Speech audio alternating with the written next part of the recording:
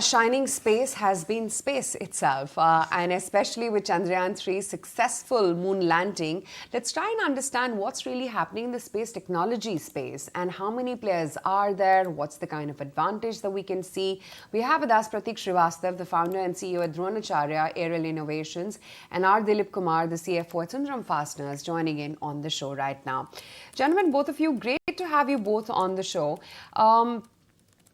Prateek, if I could start off the discussion with you, have the inquiries and demand really picked up when it comes to space-related ventures? I mean, be it from ISRO or other global OEMs?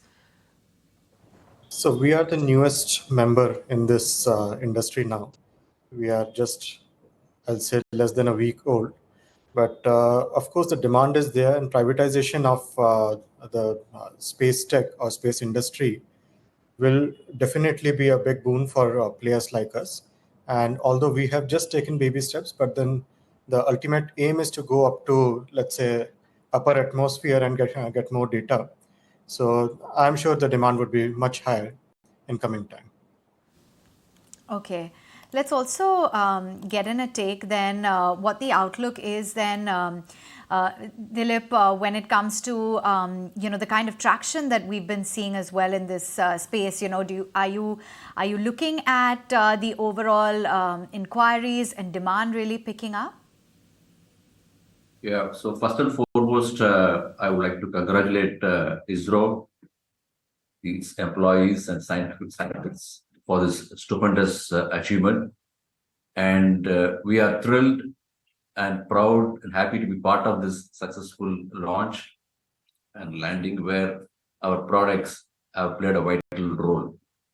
Now, coming to your question about the demand, and I think this is with this kind of industry, the outlook, it takes a while. It's not going to happen overnight, and we are in it for long haul. For instance, our relationship with ISRO is more than a decade old. So the scaling up will happen, and what ISRO has achieved is not an ordinary feat. To use the cliche, I think it's a watershed movement, and I think the prospects appear to be very bright. It is indeed, and congratulations once again. Must be such a proud moment to be part of the Chandrayaan 3 process. But tell me, Dilip, in what capacities you think the private players can help in satellite launches services post the success that we've seen of Chandrayaan mission? I mean, is this just the start of it all, and are we looking at a big boom in this particular industry? Yeah, I would think so. I think it's an encouraging stimulus what Chandrayaan has achieved, and it's definitely a shot in the arm for the industry. And going by the reports which has been put out, the global space industry is valued at $500 billion, and we are probably at less than 5% of that. I think there is a huge potential, and also the international community is looking for cost competitiveness. And given our frugal engineering, I think we are well capable of achieving this and delivering this for the world community. Okay, I wanted to also understand then from you, Prateek, as to whether or not now you're seeing a lot more participation from these private players within the space.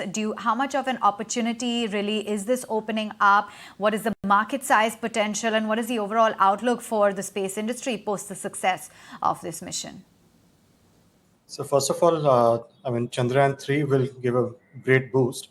And personally, being connected to ISRO family, it's an emotional as well as a very big moment for all of us. And the privatization, as I said, right from the materials to the sensors to payloads and propulsion and everywhere. So there are enough players which are working on this, and there's no limit to this.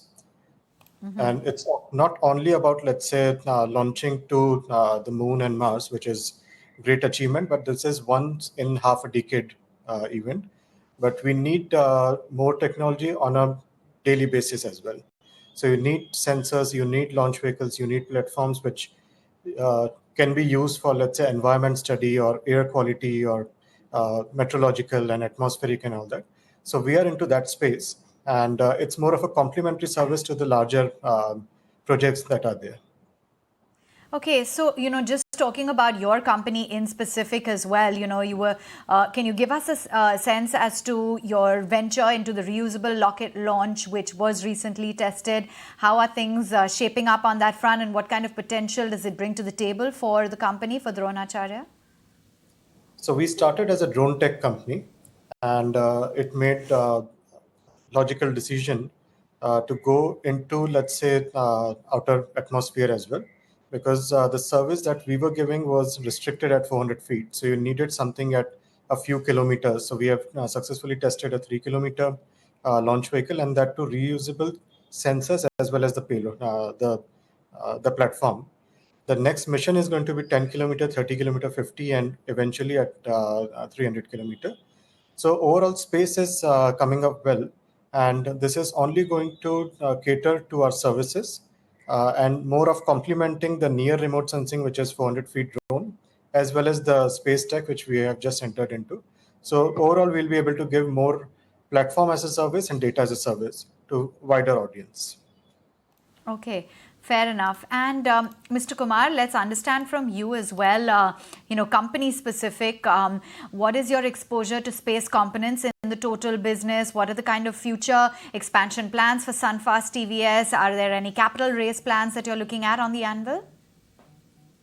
Yeah, so we are today in the threaded fastener space, and we are looking to develop components for thrust plates, which helps in propulsion.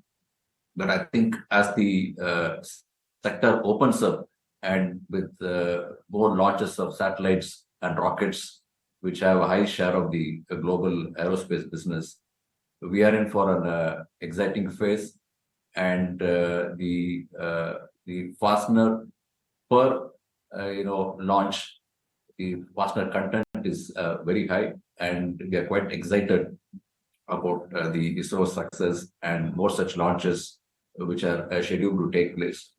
As far as capital spend is concerned, we are not looking to raise any capital. I think we will finance any capital expenditure through internal accruals.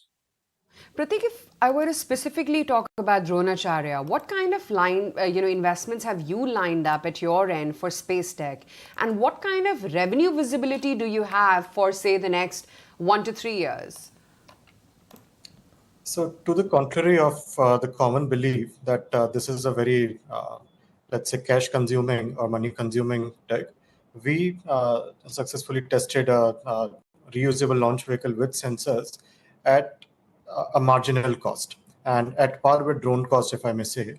So I do see that this particular technology can also be, given at a nominal rate. That is number one. Number two, currently not looking at the capital side. And number three, the revenues we will have to do a lot of trials more. But we may see the impact of this particular new tech and the defense tech, which is our third vertical, def tech, in the next financial year. Okay. Thank you so much, gentlemen, for taking time out and joining in and giving us a sense as to what exactly this absolutely historic moment means for the private space tech industry. All right.